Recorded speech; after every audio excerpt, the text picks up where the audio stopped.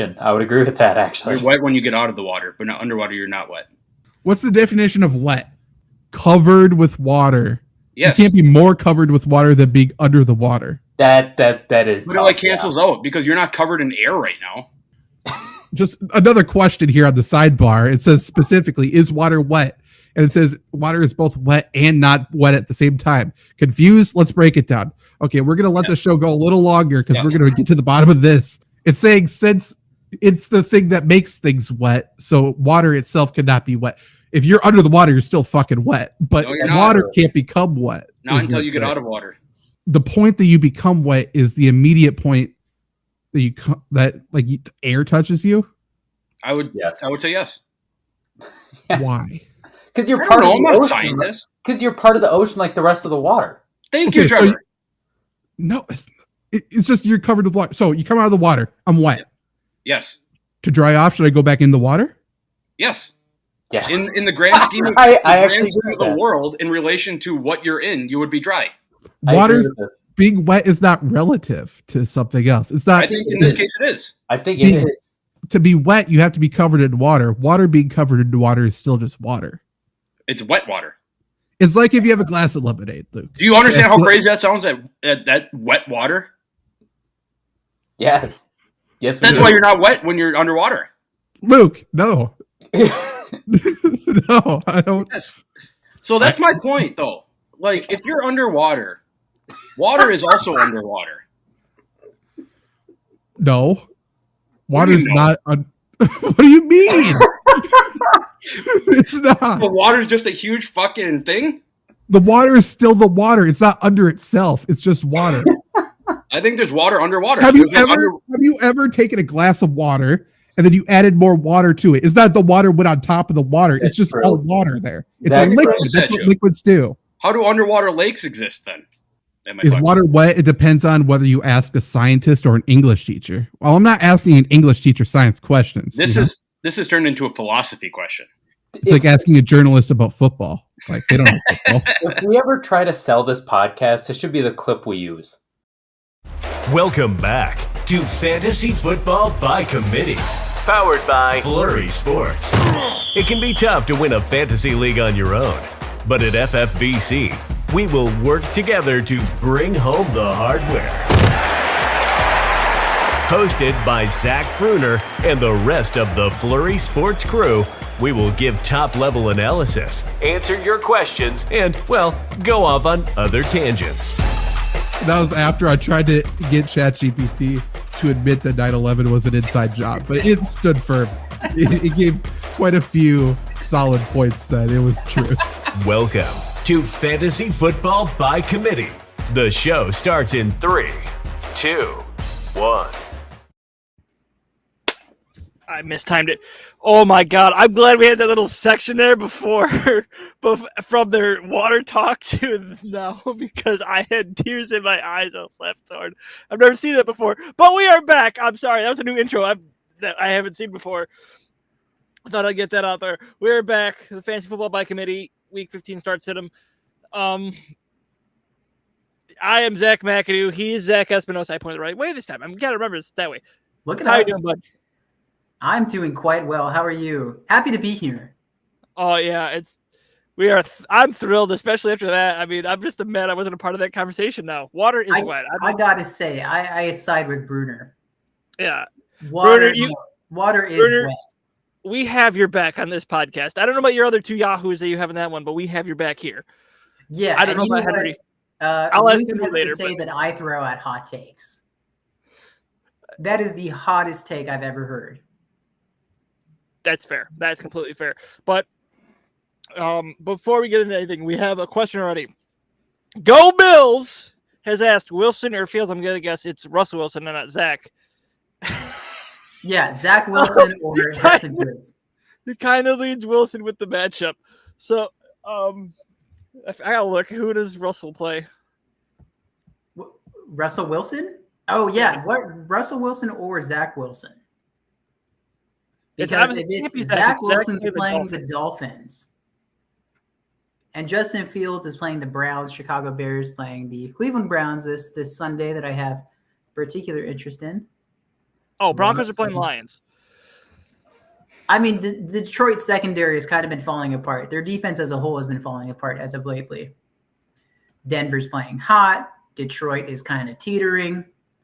People are trying to throw out that pretender status instead of a contender status. I think you go the hot hand, as opposed to Justin Fields playing against the Cleveland Browns, who, despite all these injuries on defense, have still managed to muster an 8-5 season and are riding high after Joe Flacco did Joe Flacco things as a Super Bowl winning quarterback and was able to win a game. So let me play devil's advocate here for you. Justin Fields just tore up the Lions defense that Russell's going to play on Saturday. You had Trevor Lawrence, who went in there with a sprained ankle and still get a rushing touchdown, still put up 20 points up against, with 3 interceptions to that Browns defense, mind you. It's the closer matchup than what people are going to say for at least Wilson and Fields. I'm talking about not the either matchup. I lean Fields. I honestly do. I'm trusting the mobile quarterback in Justin Fields. I think they're starting to put it together, and maybe the Bears going to run. I'm hoping they win Sunday. And you know what? That's the beauty of the show, right? It's fantasy football by committee. You're getting the devil's advocate as well as the other opposite, and actions have equal and opposite reactions, and we test that like scientists here every single week. So Bruner did chime in saying that they're morons, so he agrees with us, obviously. Well, which is why I tried to say the scientist comment. Oh my God! Do you want to bring up any scientist questions before we get into anything? Yeah, sports science is a thing. You got I can't pronounce it, and I don't want to mispronounce it, but kinesiology. How do you pronounce it? Sports medicine. I can type in the word and put it in the chat, but it's not going to do any good if I can't pronounce it for our audio viewers. But anywho, that and also statistics, right? Like that's the whole basis of fantasy football. So to say that we don't base stuff off as a scientist. Kines. You have to spell it. I can't. There you go. Thanks, Bruner. Kinesiology? Oh my God, what the? See, I can write it out, but my brain don't work too good trying to sound it out. Yeah. That's what you're there for. All right, get to your point. No, it is a science. Like Luke saying, like, I don't know, I'm not a scientist. Like, dude, we literally we do math, we do experiments. I mean, we have some basis, right? I'm not gonna go so far as to say I'm a physicist. Where's Luke? Put him in the chat. He's not coming. Okay, so let's get into what we're here to do in your start sit on Flurry Sports. You always bring up by Bruner himself. Did you want me to take this? Yeah, because I gotta pull it up. Sweet. Alrighty, guys. So the whole point of this show, until we get some questions in the chat, we are going to go over our Stardom Situm articles on Flurry Sports, penned this week by the man, the myth, the legend himself, Zach Bruner. You can say hi to him in the chat, see how he's doing, see what he's up to, and more importantly, see what he thinks. Because in today's Start Situm article for the Week 15 tight ends, our favorite fantasy football position, we got David Njoku versus the Bears. And I don't even want to attempt to butcher this name, so I'm gonna go real slow. Chigoziem Okonkwo versus the Texans. Chigaquano. How did I do? Okay. Just call it. You know what? People short it's Chig. I appreciate it. Which probably should not be saying that. Say the whole name just to be safe, because someone's gonna probably cancel me now. But or Aquanu is his last name. What? Can you really fault me for trying? That's what. Yeah, can you really fault me for trying here? God forbid I try. Anyway. Bruno typed oof. Is he oofing me or you? I'm scared.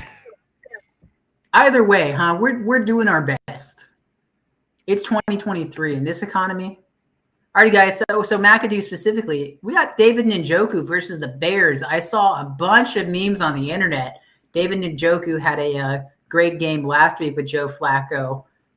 Everybody wants to make the joke that it's just like the Brady Gronkowski connection. Are you buying that to say that David Njoku is a must start against the Bears this week? You mean check down Charlie is throwing to a tight end? Yes, I'm going to buy it.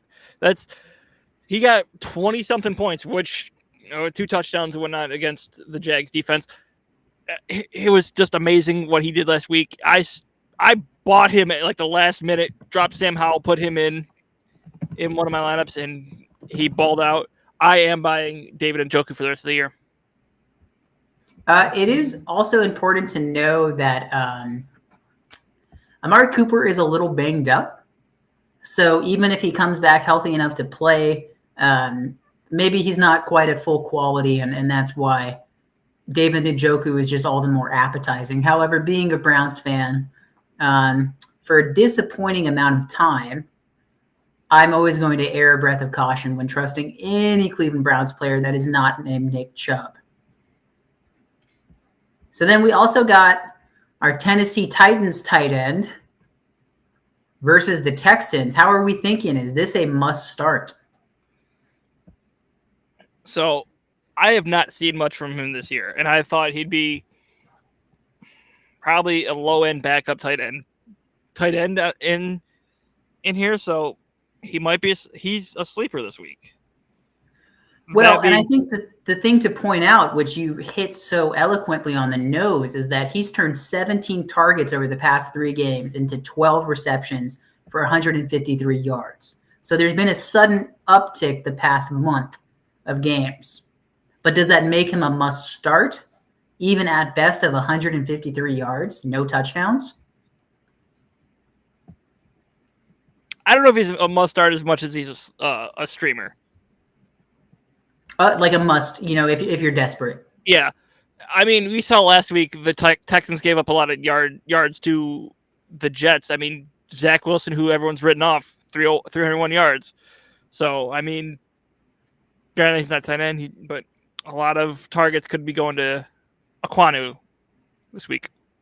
For any new audience members this week, I got to tell you something that the returning members know every single week. We are, in fact, NFL script writers. We turn in a version of the script every week, and then we get to see what happens. We don't know if they picked our script until the week of. So who knows? Maybe they do go off. Maybe we just don't know it yet. And moving on into our sit column, we got Cole Kmet versus the Browns, and Kyle Pitts once again finding himself in the sit column this year against the Panthers of all teams. How do we feel about this, McAdoo? As a Florida Gator fan who, therefore, is a Kyle Pitts fan, I don't like it, but Kyle Pitts, he has a hot game, then he goes cold. He goes hot, cold, and for some reason, and I shouldn't say for some reason, Arthur Smith sucks as a head coach. You don't know who's going to get the hot hand, and Drake London went off and got 20-something points last week. So I don't trust this Falcons team right now. I would bench Kyle Pitts. And I think Bruner does a great job in taking what the real-life football is and how that translates over to fantasy football. Kyle Pitts deceptively had a really great game last week. As he says so eloquently, Pitts is a wide receiver, and the Falcons use him as one, and they align him as one. That means that he's getting a lot of routes run from the slot position or et cetera. And the Panthers have been terrific against wide receivers, believe it or not, surrendering the 5th fewest fantasy points to the position. So he might have a couple of check downs is what we'll assume, but that doesn't mean that he's going to have a boom game this week against Carolina, who some people might say that's an easy start. It's just a juicy apple to pick from the tree. Yeah.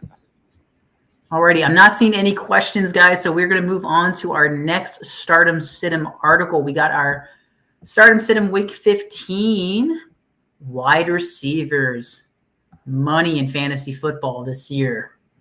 This is once again penned by the man, the myth, the legend himself, Zach Bruner. We got in our start column, we got Zay Flowers versus the Jaguars and Tyler Lockett versus the Eagles. Whoa. Hey now. You're telling me that Tyler Lockett is looking that much better than, say, DK Metcalf? What? Excuse me? McAdoo, what are your thoughts? So if you go back and look, and I'm reading what he said now because I was with you, it makes sense. DK's going to get a lot of double teams probably, so it's going to leave the wide receiver 2 open. And who's that wide receiver 2? Tyler Lockett. Gabe Davis, a couple weeks ago when they played the Bills, had over 100 yards. Should have caught a touchdown to add to that. But that is what it is. But we digress. Yeah, so wide receiver 2 is play very well against the Eagles. Start Tyler Lockett. And I think one thing here that we've said before, but we'll say it again, if you really want to try to take your fantasy game to the next level, you might see that tough matchup with a wide receiver and a lockdown corner, and you might think that, well, I'm just not going to start anybody on that team going against a lockdown corner. But that's what the number one receiver is supposed to do, is to get that premier coverage and beat it. And sometimes when they can't, that second wide receiver option, that third wide receiver option goes off, which is what we try to tell to you as the audience, which is why we try to hit those points with the Gabe Davises, or in this week with Tyler Lockett. Oh, yeah, absolutely. But I got to say, Zay Flowers is something I'm kind of intrigued with, because I feel like, every single week I'm seeing something new with the Ravens offense. It's Isaiah Likely is the hottest pickup transaction trend. It's OBJ is playing like the OBJ of 2016, Pro Bowl OBJ again. It's Keaton Mitchell is the must start. Gus Edwards is the must start. And now this week it is once again turning back to Zay Flowers. Yeah, after last week, I'm very high on Isaiah throwing him the ball, so I would start. I think Isaiah Likely is likely to start for me. Bad pun. I don't care. But no, I'm a fan. Zay Flowers, I mean, the Jags defense has been pulled apart the last 2 weeks by backup quarterbacks.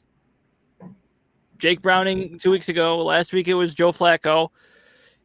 Here they come again, a third AFC and North quarterback in a row, that it's going to be Lamar Jackson, who some people are arguing who is NFL MVP. I don't think so. But he's going to, if Lamar plays like Lamar, the Jags defense is going to get picked apart again for the third week in a row. Yeah, I think just for me, it's the fact that I'm seeing something new every single week, it seems like, with Baltimore. Same thing with the Houston Texans. I'm really not that high in regards to anybody fantasy-wise except Lamar Jackson, or with the Houston Texans, CJ Stroud, that I'm going to be starting consistently.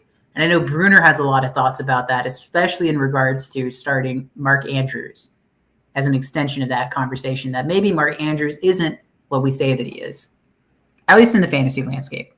But moving on to the sit side of this article. Is Mark Andrews disposable now with Isaiah Likely playing as well as he is? Well, I mean, I guess you could argue that anybody in the NFL is disposable at that position, right? And that's the danger of injuries, is that your backup then comes in and shines in the spotlight. And Mark Andrews definitely might have to answer that question when he returns, and how he returns from that injury, if he's ever going to be able to come back to his original form. Yeah, I think we're seeing that in Buffalo right now with Dawson Knox and Dalton Kincaid. But move on. Yeah. So in the sit portion of this article, we got Calvin Ridley versus the Ravens, and scary Terry McLaurin finding himself as a sit this week versus the Rams. Now that's some mighty, mighty words. Scary Terry McLaurin isn't the wide receiver 1 for Washington? How do you feel about that, McAdoo? I'm going against Bruner in this one. Sam Howell has to throw to someone. And Sam Howell has more fantasy points than Patrick Mahomes. Who thought we'd be saying that this far into the season? No one. Well, I mean, he has Eric Bieniemy, Patrick Mahomes' old offensive coordinator from Kansas City, is now starting to sprinkle that magic dust in Washington, and Sam Howell is reaping the benefits.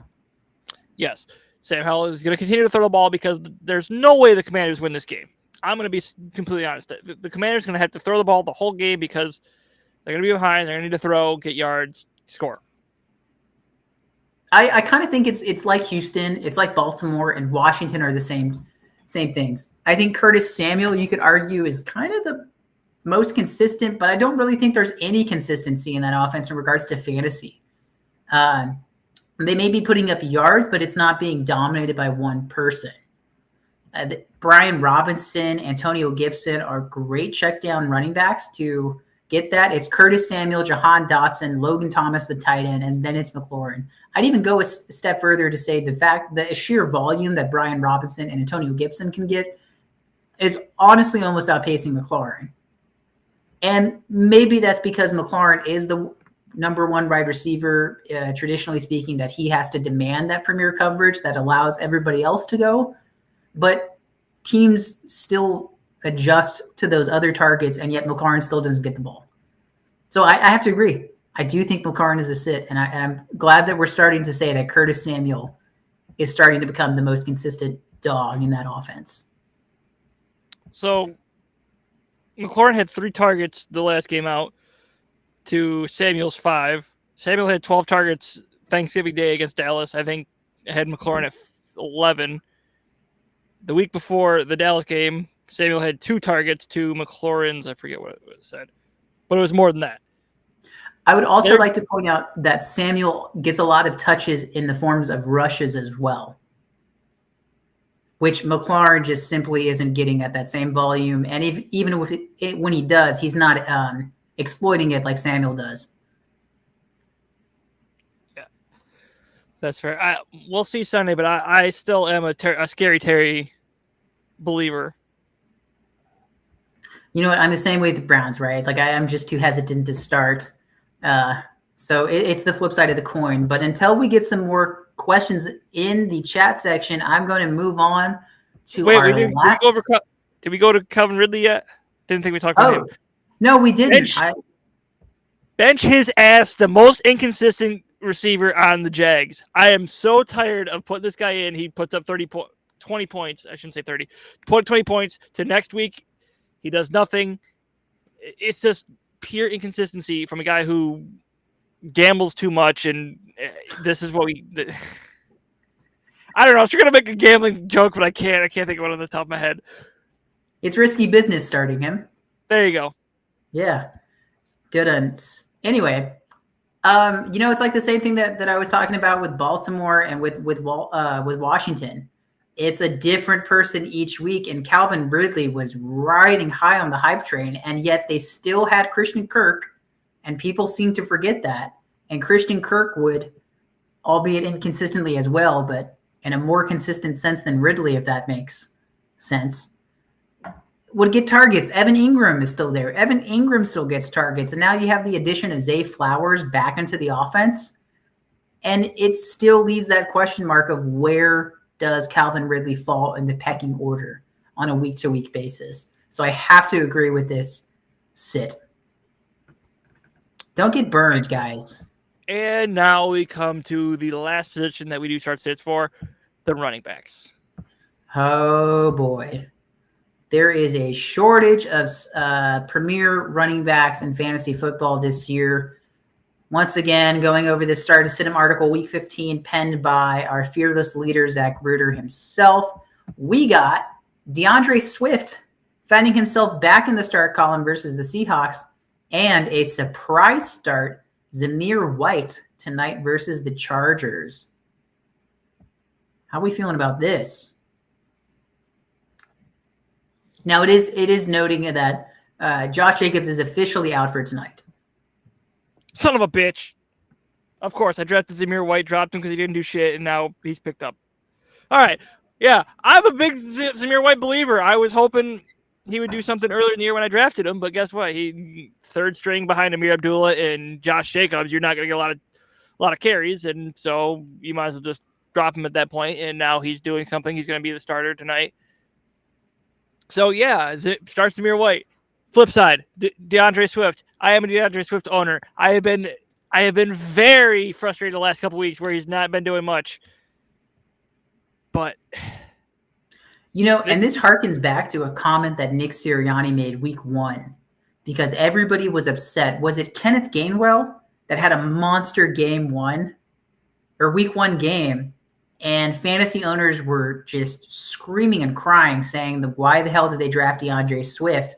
And a bunch of reporters asked that question, and Nick Sirianni said, it'll be the hot hand every single week, or it could change something along those lines.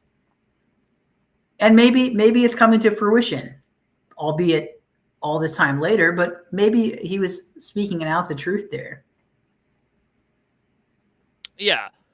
And with the Seahawks giving up the 5th most points to running backs this year, I think that it's going to be Swift. Well, what am I trying to say here? 5th most points to running backs by the Seahawks defense. Swift is not bell cow, but he's going to get the majority of the carries over Boston Scott, over Kenneth Gainwell, over the other guys. The only person he really has to watch out for is Jalen Hurts, because Jalen Hurts is going to do the tush push. Why did I say it with such a weird accent? The tush push to steal the touchdown at the end of the drive. I mean, kind of to harken this point about Seattle just being atrocious as of lately, they have lost 5 out of their last 6, with that one single win being over a month ago against the Washington Commanders, and a narrow victory at that by a field goal. Point being is Seattle is clearly in free fall, and if there's any team that needs a bounce back victory and can get that bounce back victory, it's Philly. Right, one of the top teams in the league, regardless of if they lost last night to Dallas. They're still a contender in the NFC. Yeah, no one's really out. There's 2 teams out that are eliminated. Some others are just barely holding on by that much, if you want to call it that, but no one's really out of the playoff race. Yeah. And Seattle's definitely got to fight for it, but it's going to be a hard uphill battle against the Philadelphia Eagles. The point I hate, and I said this earlier in the week, there are six teams that are 7-6 in the AFC fighting for 2 playoff spots. You flip it over to the NFC. There is a 6 and 7 team as the 7th seed right now. Do you want to tell me that's not bullshit? It's just the way NFC. I mean, I know it's the NFC East that gets constantly nicknamed the NFC least, but I mean, you can apply that just to NFC as being the lesser conference for the past 5 years. I mean, you still have Super Bowl winners in there, and right now it's not the NFC least; it's the NFC, whatever the hell you want to call the NFC South. That's been tank division. Yeah, I mean, Tampa, Carolina, New Orleans. Carolina, or did I say Carolina twice? Atlanta, Carolina, New Orleans, Tampa. Atlanta, yeah, that's the one that I missed. Yeah, it's the NFC is just in an awful state. Anybody can win that conference. Anybody can win any division there, minus the 49ers clearly being in control of the NFC West. All right, and then we got Zamir White, who, if I'm not mistaken, was the starting running back at Georgia the past couple of years, who James Cook was the backup to. Yes. And I'm not trying to say that James Cook clearly doesn't have the talent level. I mean, Sony Michel was also the backup to Nick Chubb, and Nick Chubb was the backup to Todd Gurley, but it just kind of blows my mind that we bloated James Cook's fantasy value, considering that Sony Michel didn't really have too much of a fantasy lifespan, as well as just as an NFL career in general, by no fault of his own. And James Cook is definitely not living up to expectation, and Zamir White gets his time to shine. So I'm excited about that. I think he's a full start tonight. I really want him to exploit this opportunity. Yeah. As a James Cook hater, I want to see Zamir White flourish. Why do you hate a James Cook hater? I just don't think we should have hyped up his fantasy value that much. It drove me nuts. Whatever. All right, we have a question before we get to the stats. We have Chuba Hubbard or Ty Chandler full PPR. You go ahead first. I'm going name brand value. I'm going Chuba, right? which is an ironic thing to say because it's Chuba Hubbard versus Ty Chandler. I think I'll go Chuba too because I have no faith in Ty Chandler. I think I picked him up in one league and he didn't do anything earlier in the year. So ride Chuba because he's got more consistency, if that makes sense. Also, I don't even know what's happening in Minnesota. Justin Jefferson comes back from injury. Justin Jefferson immediately gets hurt. Josh Dobbs has a miracle comeback, or I wouldn't even say comeback victory, but he has a miracle victory his first week, and then he's been in free fall since. I thought you were going to say he was the comeback king. I was like, no, he did not. He was out. It was Nick Mullins who's starting on Saturday. Yeah, exactly. So in an ironic twist of fate, go with the hot hand that is Chuba. Which we always get to this point once we start getting into the fantasy playoffs. People start getting injured. And you know what? We survive every year. I hear you, KJ. However, Chuba also can catch the ball, which is what makes him a little more valuable to me than Ty Chandler. So a little bit more value to me in that sense. The flip side, as Bruner says, the Falcons are a good defense streamer this week. I think it's the lesser of two evils, right? It's like I was saying, we always get to week 15 and we're asking these questions of Chuba Hubbard versus Ty Chandler as opposed to Justin Jefferson or A.J. Brown, Nick Chubb or who's a great running back this season, or Christian McCaffrey. I think you just take the lesser of two evils in this situation, but you decide whatever you want to. And let us know next week how it went. Leave us a comment. Tweet us. Make a Facebook post about us. Let us know, KJ. You've been saying this for weeks. I don't think anyone's come back here. And we get some returning viewers. We get Stoof. We get Yeats, just to name a few. But they never say how they did the week before, so I don't think it's pretty good. I don't think it's good enough. And you know what? Maybe the real fantasy football is the friendships we make along the way. Maybe they're just so happy with seeing us every week. It's not about winning. It's not about losing to them. Yeah, thanks, guys. Football is a team game. Football taught me that life is a team game. Football is family. Yeah, you're so beautiful. Yeah. You're welcome. KJ, look, see? It's the power of football. I hope you do come back, KJ. All right, here are the stats. We have James Conner versus the 49ers, and both are the two starting running backs for the Green Bay Packers against the Bucs. Start it. I got to agree, right? Packers have been a frustrating team to watch. Aaron Jones has been just banged up all year. A.J. Dillon has just been doing A.J. Dillon things, which is just never living up to expectations. So it is a fantastic sit this week. James Conner, I have a lot of questions about Arizona in general. He's been rarely a good start, just as Bruner says himself in the article. However, it's the 40 freaking Niners. Do I need to say more? No. Exactly. Which we had this conversation earlier, the vaunted Niners defense. Well, guess what? They've shown up.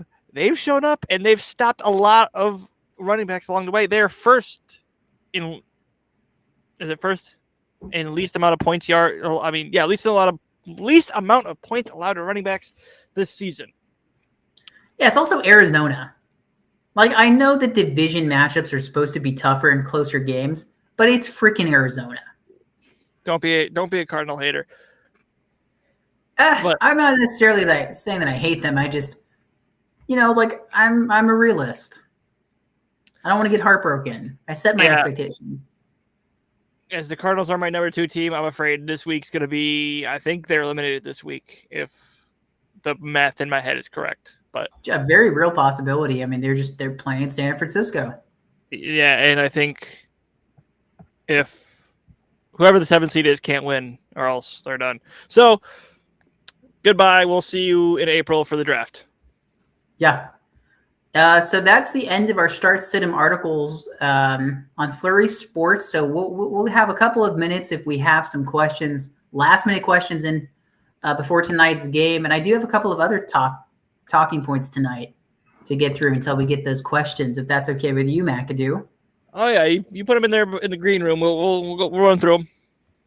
So Justin Herbert injury, Keenan Allen injury, and by extension, the Chargers. Are we just going to stay clear of them for the rest of the year? I mean, we've been talking about Brandon Staley being on the hot seat every single freaking week. And now we got these 2 catastrophic injuries. I don't know about you, but anybody on the Chargers, I don't even care if it's Austin Eckler. I don't want to touch them. Well, to that point, I think you do have to start as Austin Eckler. I think Austin Eckler is probably the only must start you have on that team. Quentin Johnson's been abysmal. Like, you compare him to the rest of the rookie wide receivers, and it's just horrible how bad he's been. You compare him to, I'm not you don't compare him, but you get down the list of all the Chargers wide receivers, and what have they done? What has Gerald Everett done? Not a lot. Yeah, I mean, even the backup, Donald Parham, no N in that. Donald Parham has been outperforming Gerald Everett. Yeah, I mean, for daily fantasy, or for betting, if I'm not mistaken. But I think it's more, at least for me, in regards to regular fantasy football or PPR standard. When I say regular, I don't want to touch anybody in LA. So Espinosa, we talked about this earlier, not earlier, but like a couple of weeks ago. You don't know much. I'm not trying to like diss you. You don't know much about DFS, do you? Because we talked. No, never played. But then also, Texas being Texas, I don't even know if I can gamble here, at least not legally, unless I have a VPN. So NordVPN, we'd be happy to get sponsored by you. Don't list Eddie Bruner. Get on that. That's your job. But that's our job. It's true. We are going to be part of that now.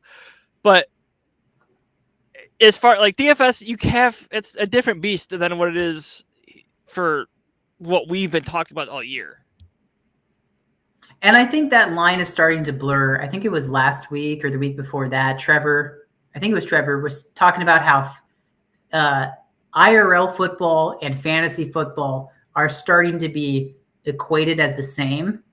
And players' real life value is starting to be affected by their fantasy value. And that line is starting to blur. Henry was on the show and said that too, because I said something about how Jordan Love had looked very well like the previous weeks. But he said the eye test, he's not there. Yeah, and I think you could say the same thing for the extension of DFS, right? Like DFS and fantasy football, I think that line is also going to start to blur over next couple of years. Yes and no, because like you can take a guy on DFS for 1 week, not have to worry about it, and next thing and oh, I hit my camera. don't hit the camera. Otherwise, that was a cool camera change. I know, right? But but you're not going to draft him that high or take him at that value for a full season. I mean, maybe not, right? But maybe we change the rules or something gets implemented that if Travis Kelce, finds him, I don't know DFS, right? So I'm talking out my butt here. But, if Travis Kelce is a must start in DFS every single week, then maybe that line starts to blur again.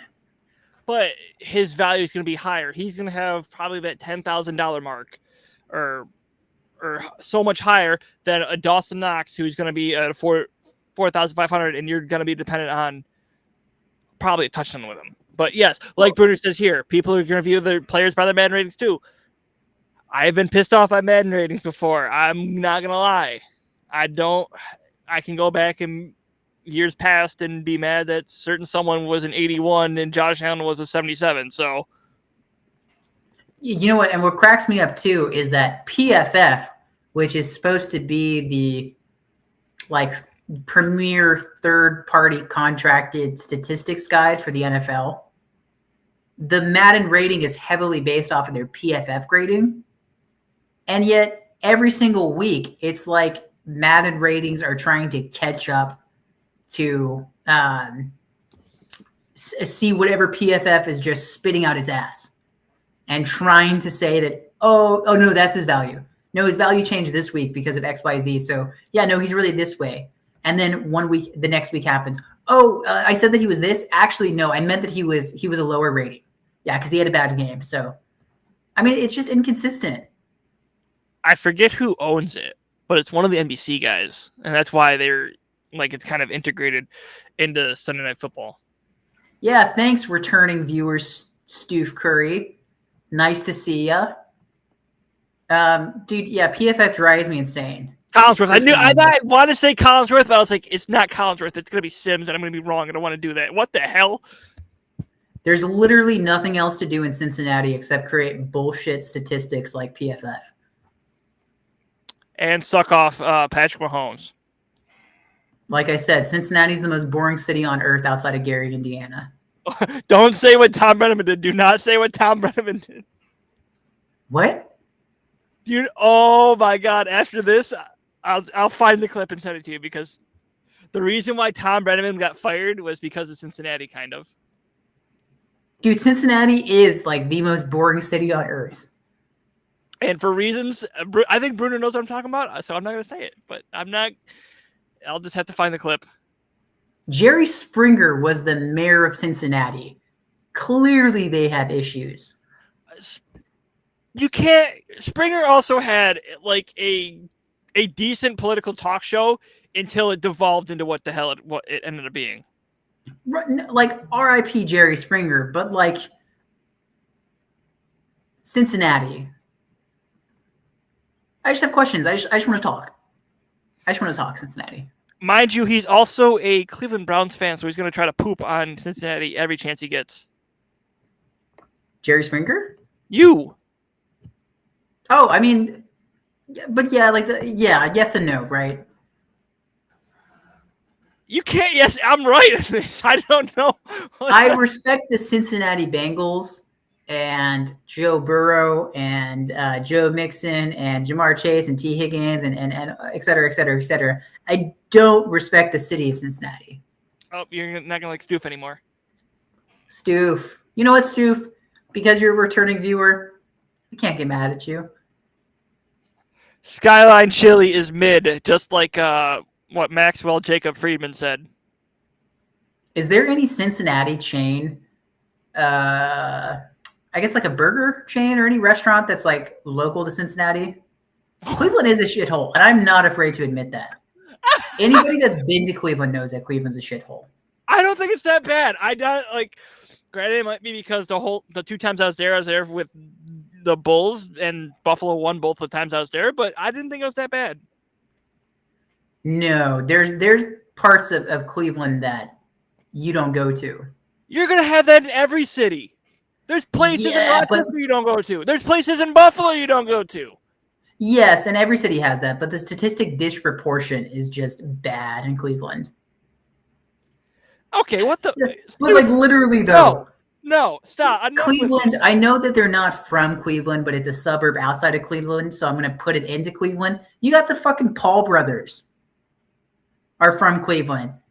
MGK, Machine Gun Kelly, they're all sewer rats for all I care. MGK literally looks like a sewer rat. That's spot I don't like on. I don't like this MGK slander. Brother Bear, we got.